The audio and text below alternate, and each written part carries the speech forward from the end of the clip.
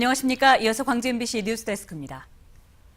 언제 폭우가 내렸나 싶게 오늘은 날씨가 무더웠습니다. 습도 높은 끈적한 더위를 피해서 산과 계곡 등에는 휴일 인파가 몰렸습니다. 보도에 윤근수 기자입니다. 어제 폭우로 불어난 계곡물이 다리 사이로 콸콸 쏟아집니다. 아이들은 쏟아지는 물줄기에 몸을 맡겼습니다. 좋아요, 시원해서. 계곡물에 들어가서 시원해서 좋아요. 시원한 계곡물이 흐르는 널찍한 바위는 천연 물솔 매장이 됐습니다. 여기 미끄럼틀에서 타는 것도 재밌고요. 애들이랑 온 것도 좋고 공기도 좋아요. 그늘 밑에 자리를 잡고 느긋하게 먹을거리를 먹다 보면 기분 좋은 웃음이 절로 나옵니다. 도심의 높은 습도와 열기는 휴일을 맞은 시민들을 산으로 계곡으로 불러냈습니다. 집에서 아침 먹다가 아줌마들이 너무 덥다고 좀 제발 시원한 데 좀 가자 해서 볶아서 왔습니다. 그러면서도 계곡물에 발을 담가보면 나오기를 잘했다고 생각합니다. 오늘 광주의 낮 최고 기온은 32.3도, 불쾌지수는 대부분이 불쾌감을 느낀다는 80을 기록했습니다. 기상청은 앞으로도 당분간은 낮 기온이 30도를 넘는 더위가 이어지겠다고 예보했습니다. MBC 뉴스 윤근수입니다. 어제 내린 기습폭우로 전남 지역에서 50억 원이 넘는 재산 피해가 발생했습니다. 전라남도 재난안전대책본부에 따르면 주택과 농경지 침수, 도로 유실 등으로 순천에서만 30억 원의 피해가 발생했고 나주와 화순, 고흥 등에서도 모두 24억 원의 피해가 잠정 집계됐습니다. 공공시설에 대한 응급복구를 마친 자치단체는 폭우 피해를 정밀 조사한 뒤에 복구 계획을 수립할 계획입니다. 헬기 추락 사고로 숨진 소방관들을 추모하는 광주 분향소가 내일까지 운영됩니다. 광주 광산구청은 순직 소방관들의 유해가 강원도로 운구됐지만 연결식 전날인 내일까지 광주 임시 분향소를 운영하기로 했습니다. 분향소에는 휴일인 오늘도 소방관들을 애도하고 희생을 기리는 참배객들의 발길이 이어졌습니다.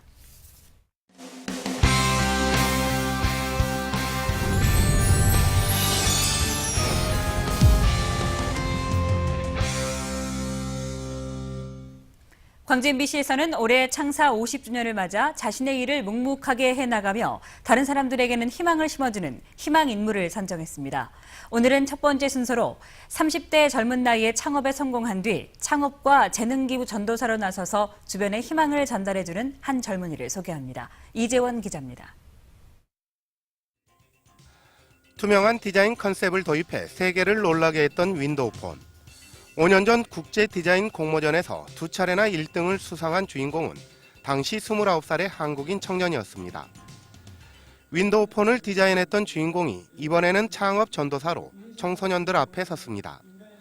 중고등학생 시절 스스로를 비행 청소년이었다고 밝힌 송 대표의 인생은 디자인에서 꿈을 찾은 뒤 180도로 바뀌었습니다. 그 꿈을 위해 고3 시절 뒤늦게 공부에 매진했고 미술대학에 입학할 수 있었습니다. 틀에 박히지 않고 항상 그 틀을 깨는 그런 사고로 정말 하는 일마다 최선을 다하세요. 졸업 후 대기업 취업을 마다하고 중소기업을 선택했던 송승한 대표는 3년 전 디자인 전문 기업을 창업했습니다. 그리고 디자인으로 세상을 창조하겠다는 꿈을 위해 올해부터는 제품 생산에도 뛰어들었습니다. 창조를 하고 상상을 하는 이 기반의 교육 시스템이 많이 갖춰져야 될 것 같고 그런 것들이 인문학을 기반으로 해서 사람들이 원하는 창조와 상상을 잘 이끌어줄 수 있게 교육 시스템과 환경이 저는 잘 받쳐졌으면 좋겠고요. 제법 성공한 사업가로 편안한 삶을 누릴 수도 있지만 송 대표는 재능 기부를 통해 청소년들에게 창업의 꿈을 전달해주는 일에도 앞장서고 있습니다. 뿐만 아니라 젊은 기업인들과 벤처 클럽을 만들어 현장에서 느끼는 고충을 함께하고 있습니다. 제품 기획에서 디자인 그리고 생산까지 바쁜 일상이 연속되지만 송 대표가 재능 기부에 열성을 보이는 이유는 바로 사람, 인문학이 철학의 중심에 자리 잡고 있기 때문입니다. 기업이 내 자식이라고 생각을 했기 때문에 저는 이 기업이 돈만 열심히 버는 그런 기업보다는 이 기업이 이 사회에 존재를 함으로써 그 존재 가치가 많은 사람들한테 그게 나눔이 되고 혜택이 돌아가길 원했었습니다. MBC 뉴스 이재원입니다. 지난 6.4 지방선거에서 선거 비용을 가장 많이 쓴 후보는 김경택 도교육감 후보로 나타났습니다. 전라남도 선거관리위원회에 따르면 김경택 후보는 선거비용 제한액의 98.5%인 13억 5,500여만 원을 사용해 지출액이 가장 많았고 다음은 장만채 도교육감, 이성수 전남지사 후보 등의 순이었습니다. 광주에서는 강훈태 후보가 선거비용 제한액의 99.8%인 6억 9천여만 원을 사용해 지출액이 가장 많았고 윤장현 시장은 5억 6천여만 원을 지출했습니다. 전남대학교 일부 단과대학이 재학생들의 주말 건물 출입을 일방적으로 제한하면서 반발을 사고 있습니다. 전남대학교 총학생회 등에 따르면 사회대가 어제부터 무인 잠금 장치를 설치해 교수와 대학원생을 제외한 재학생들의 건물 출입을 전면 통제하고 있고 인문대와 경영대 등은 지난 5월부터 재학생의 주말 출입을 막고 있습니다. 학생들은 학생회실과 동아리방 등은 자치공간이라며 개방을 요구하고 있지만 대학 측은 건물 관리와 에너지 전략 등을 이유로 통제가 필요하다는 입장을 고수하고 있습니다. 세월호 사고 96일째인 오늘 물살이 느린 소조기를 맞아 수중 수색이 이어졌습니다. 범정부 사고대책본부는 오늘 오전 6시 27분부터 2시간 30여 분 동안 3, 4층 선내 수색을 벌였지만 4층 다인실에서 여행용 가방 1개를 발견했을 뿐 추가로 희생자를 수습하지는 못했다고 밝혔습니다. 지난 18일 승무원 이모 씨의 시신이 수습된 이후 현재까지 세월호 희생자는 294명, 남은 실종자는 10명입니다.